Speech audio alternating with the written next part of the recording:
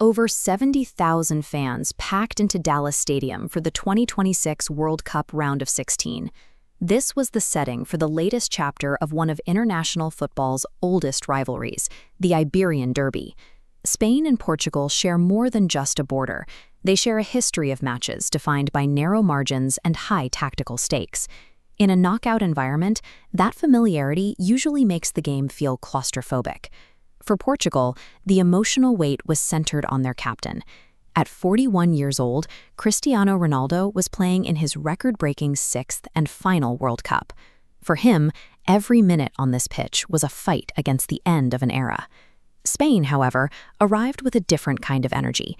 They were fresh off a 3-0 win over Austria, a performance so controlled it reinforced their status as the tournament's form team. The collision of a legendary captain's farewell tour and a peak form favorite meant neither side could afford even a minor lapse in concentration. Under the threat of immediate elimination, the match became a cautious stalemate. Both teams prioritized their defensive shape, waiting for the other to break formation.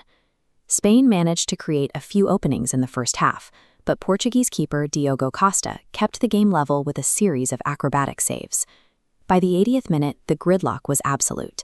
Spain held the majority of the possession, yet they were unable to find a way through the Portuguese defensive lines. This is the central dilemma at 0-0 late in a knockout match. How do you force a breakthrough without leaving yourself exposed to a single season-ending mistake?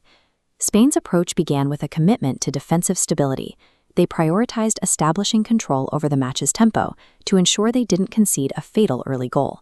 This chart tracks consecutive clean sheets in World Cup history. It shows Spain's 2026 campaign reaching a historical milestone, 6 successive games without conceding a single goal.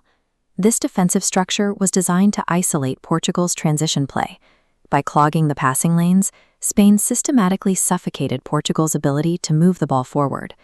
By the end of the night, Cristiano Ronaldo was the only Portuguese player to register a shot on target. Neutralizing an opponent's attacking options in this way is often a requirement before a team can safely commit players forward to win a tight game. As the clock passed the 80th minute, manager Luis de la Fuente watched his starting 11, including key creators like Pedri and Dani Olmo, begin to fatigue. Rather than pushing his tired starters, de la Fuente turned to his bench. He looked to the depth of his 26-man roster to find the spark needed to break the Portuguese deadlock. The goal wasn't to change the formation, but to change the rhythm. Fresh legs can inject a level of energy that defenders, who have been chasing the ball for 80 minutes, struggle to track. De la Fuente brought on Mikel Merino and Ferran Torres specifically to exploit that fatigue in the Portuguese defense. Making these changes late in a grueling match shifts the dynamic from a war of endurance to a sudden, high-tempo attack. The breakthrough finally arrived in stoppage time. In the 91st minute, with the game on the cusp of extra time, the Portuguese defense finally lapsed. It was the substitutes who combined for the winner. Ferran Torres provided the assist, setting up Mikel Merino for a precise finish into the bottom corner. That goal effectively ended the contest. For Spain, it was the result of minutes of defensive patience, finally being rewarded by a single, clinical moment. The match demonstrated a clear progression. Sustain the defensive pressure until the opponent fatigues, then use fresh talent to deliver a decisive strike. For Portugal, the final whistle marked the end of an era. Roberto Martinez stepped down as head coach immediately following the defeat. It also marked the end of Cristiano Ronaldo's World Cup career. His final tournament ended not with a trophy, but with a quiet exit from the global stage. Spain now advances to the quarterfinals in Los Angeles, to face either the United States or Belgium.